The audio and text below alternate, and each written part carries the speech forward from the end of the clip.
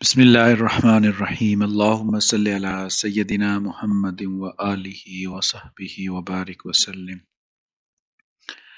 دیواروں سے دھوپ اتری تو بچے گلی میں نکل آئے، لیکن اس طرح جیسے پھولوں کی کیاریاں صحن چمن کو آباد کر دیں۔ یہ بچے مختلف ٹکڑیوں میں بٹ کر مختلف کھیلوں میں مشغول ہو گئے۔ ایک بچہ جو ان سب سے چھوٹا بھی تھا دیوار سے ٹیک لگائے کھڑا تھا۔ اس کی آنکھوں میں نہ اشتیاق تھا نہ حسرت، ہاں حیرت ضرور تھی۔ معین الدین، تم کیوں دور کھڑے ہو؟ آؤ تم بھی کھیلو۔ ایک بچے نے قریب آ کر کہا۔ ہم کھیل کود کے لیے پیدا نہیں ہوئے، معین الدین نے جواب دیا۔ اگر بچے کھیلیں گے نہیں تو پھر اور کیا کریں گے؟ کھیل کی بجائے اپنا وقت اللہ کی عبادت میں گزارنا چاہیے۔ یہ بچہ معین الدین کی بات کو کچھ سمجھا، کچھ نہیں سمجھا، لیکن قریب سے گزرنے والے ایک بزرگ کے قدموں نے چلنے سے انکار کر دیا۔ وہ کچھ دور آگے بڑھے، پھر لوٹ آئے۔ بیٹے، کس خوش قسمت باپ کے بیٹے ہو؟ میرے والد گرامی کا نام خواجہ غیاث الدین حسن ہے، اسی لیے تو اس عمر میں ایسی بزرگی کی باتیں کر رہے ہو۔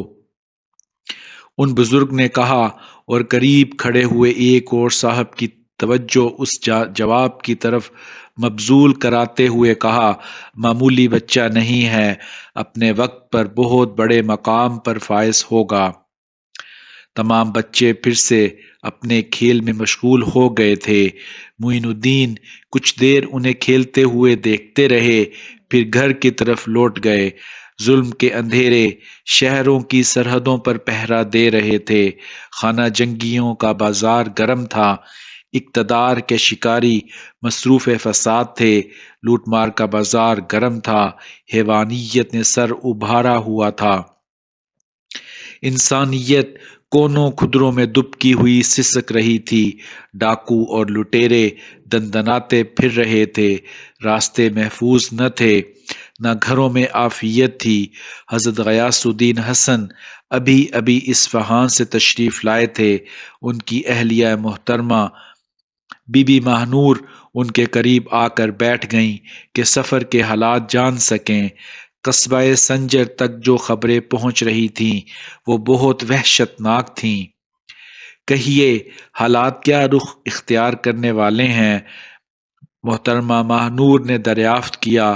کچھ نہیں کہا جا سکتا، لیکن میں امید کے دریچوں کو بند ہوتے ہوئے دیکھ کر آیا ہوں۔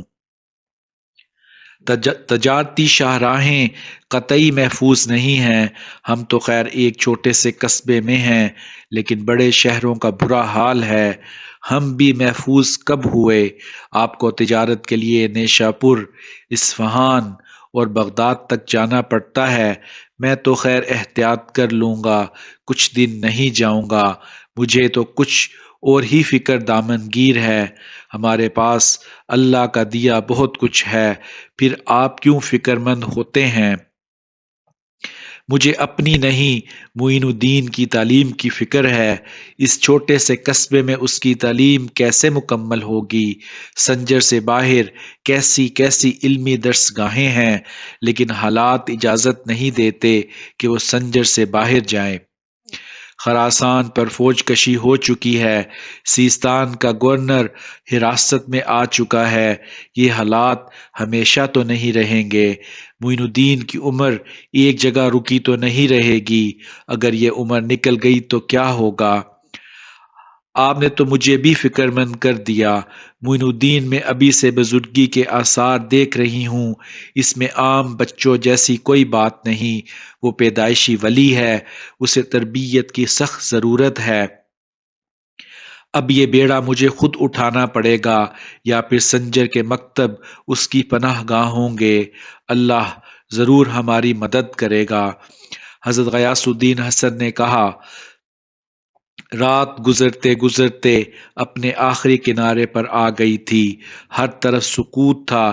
سنجر کی گلیاں اندھیرے میں ڈوبی ہوئی تھیں۔ مخلوق خدا نرم و گرم بستروں میں محو استراحت تھی، لیکن ایک گھر میں چراغ کی روشنی گھر کے مکینوں کی بیداری کا سراغ فراہم کر رہی تھی۔ دو مسلے ساتھ ساتھ بچھے تھے، ایک پر حضرت غیاث الدین مصروف عبادت تھے، دوسرے پر ان کی اہلیہ محترمہ تہجد کے نوافل ادا فرما رہی تھی۔ دونوں بابرکت نفوس برکتوں کے خزانے سمیٹ رہے تھے۔ وقت دبے پاؤں گزر رہا تھا، پھر اذان فجر کی آواز بلند ہوئی۔ حضرت غیاث الدین نے سجدے سے سر اٹھایا، اے اللہ میرے معین کی تعلیم کا بندوبست فرما۔ ابھی تھوڑی ہی دیر میں سیاہی میں سپیدی گھلنے والی تھی۔ حضرت غیاث الدین نے نماز فجر کے لیے مسجد کا رخ کیا اور آپ کی اہلیہ محترمہ نے بچوں کو اٹھانا شروع کیا کہ وہ بھی ان کے ساتھ نماز میں شریک ہو جائیں۔ کیا بابرکت گھرانہ تھا اور کیوں نہ ہوتا۔ حضرت غیاث الدین صحیح النسب سادات سے تھے۔ آپ کا سلسلہ نسب 8 واسطوں سے حضرت حسین ابن علی رضی اللہ تعالی عنہ سے ملتا تھا۔ صاحب حیثیت دولت مند تھے، علم و فضل میں درجہ کمال تھا۔ اہلیہ محترمہ کی یہ شان کہ حضور غوث الاعظم حضرت عبد القادر جیلانی کی سگی چچی زاد ہیں۔ دونوں نفوس کی پاکیزگی نے گھر کو بابرکت بنا دیا تھا۔ عبادت میں اسی انہماک کا ثمر تھا کہ اللہ تعالیٰ نے اپنے ولی کو اس گھر کے آنگن میں اتار دیا۔ ملکی حالات کی ابتری کا دائرہ پھیلتا ہی چلا گیا۔ مزید 5 برس گزر گئے۔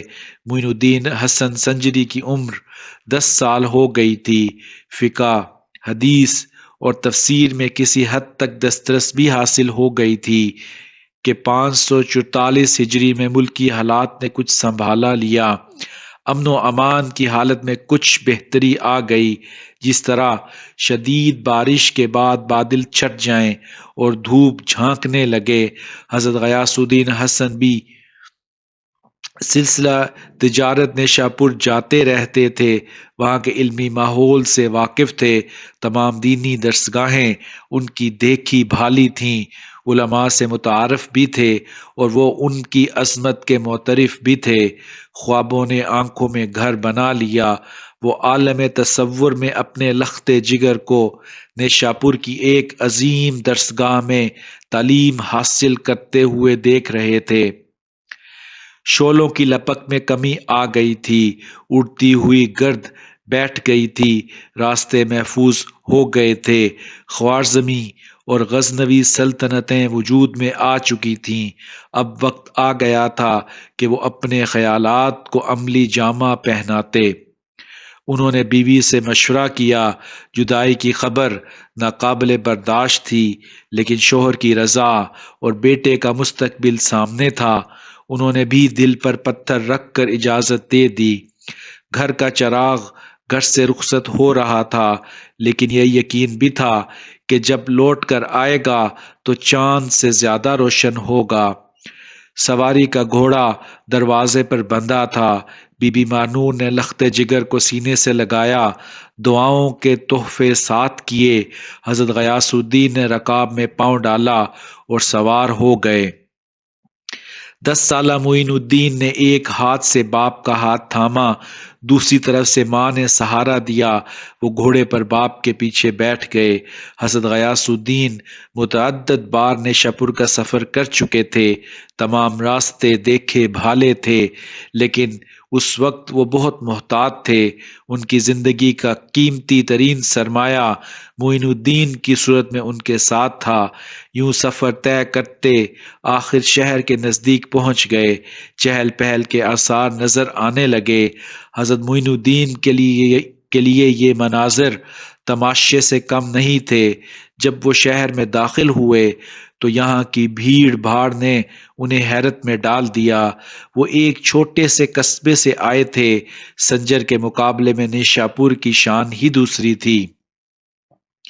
سامان سے بھری ہوئی دکانیں، خریداروں کا ہجوم، بازاروں کی بھیڑ بھاڑ ان کے لیے بالکل نئی بات تھی۔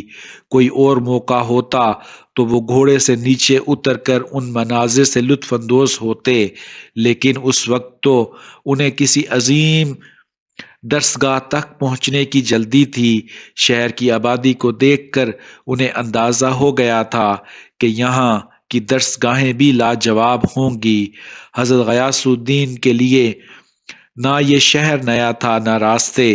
انہیں معلوم تھا کہ یہاں کون کون سی درسگاہیں ہیں اور انہیں کہاں جانا ہے۔ ایک درسگاہ کے سامنے پہنچ کر وہ گھوڑے سے نیچے اتر گئے، دونوں ہاتھ پھیلائے تو ماہ سنجر معین الدین ان کی آغوش میں تھے۔ معین الدین نے اس مدرسے کے در و دیوار پر ایک طائرانہ نظر ڈالی۔ یہ وہ دیواریں تھیں جن کے عقب میں دنیا کے مایہ ناز اساتذہ علم دین پڑھانے اور بہترین افراد پڑھنے میں مشغول تھے۔ حضرت غیاث الدین نے بیٹے کا ہاتھ تھاما اور مدرسے میں داخل ہو گئے۔